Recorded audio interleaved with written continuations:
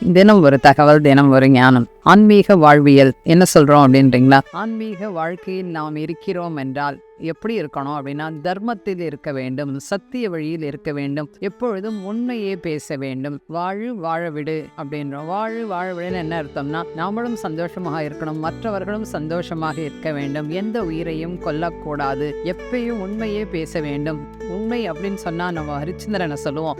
அப்போ அதனால்தான் அவர் ஹரிச்சந்திரன்றது இதிகாசத்தில் நம்ம இடம்பெற்றிருக்கிறார் அப்படின்னு சொன்னா, அந்த என்னன்னு கேட்டா உண்மை சொல்லுவாங்கல்ல, இவன் பெரிய ஹரிச்சந்திரன்பா, உண்மையே சொல்றான் அப்படின்னு சொல்லுவாங்கல்ல. பத்ரிஜி சொல்றது கூட வாக்ஷேத்திரம், வாயிலிருந்து வரும் வார்த்தைகள் சத்திய வார்த்தையாக இருக்க வேண்டும், உண்மையான வார்த்தையாக இருக்க வேண்டும். ஏன்னால் சத்தியம் என்பது மாறாதது. இன்னொன்று என்ன பண்ணோம்னு கேட்டா, நம்ம யாரையாவது வார்த்தைகளால நம்ம ஏதோ காயப்படுத்தி கொண்டே இருப்போம்.